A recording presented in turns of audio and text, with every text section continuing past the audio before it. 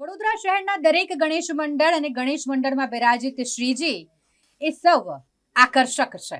આજે વાત કરીએ છીએ તાળફળિયા સાર્વજનિક ગણેશ યુવક મંડળની, જેઓ દ્વારા બાપ્પાની પ્રતિમાની સ્થાપના કરવામાં આવી છે। વિશેષતા એ છે કે 25 ફૂટની સંપૂર્ણ માટીની પ્રતિમાની સ્થાપના અહીંયા કરવામાં આવી છે। પહેલી વખત આટલી મોટી બાપ્પાની માટીની પ્રતિમાની સ્થાપના તાળફળિયા યુવક સાર્વજનિક ગણેશ યુવક મંડળ દ્વારા કરવામાં આવી છે। અહીંની થીમ વિશે વાત કરીએ તો સૌર ઉર્જાની થીમ પર ડેકોરેશન કરવામાં આવ્યું છે કે જ્યાં 9 ગ્રહ 12 રાશિઓ અને 27 નક્ષત્ર સાથે તમને ગણેશજી જોવા મળી રહ્યા છે।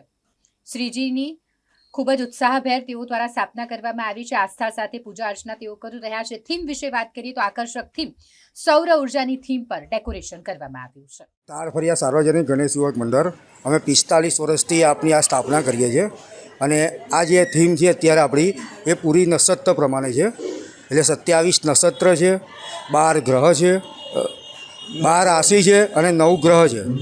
અને આ થીમ આખી આપણા જે ગ્રહ નડતા હોય છે બધાને એના વિશે ગણપતિ દાદા છે આપણા જે વિઘ્નહર્તા છે અને એ બધાની વિઘ્નહર્તા જે ગ્રહની દૂર થાય એના માટેની આખી થીમ બનાવેલી આપણે માટીની પ્રતિમા છે આપણી।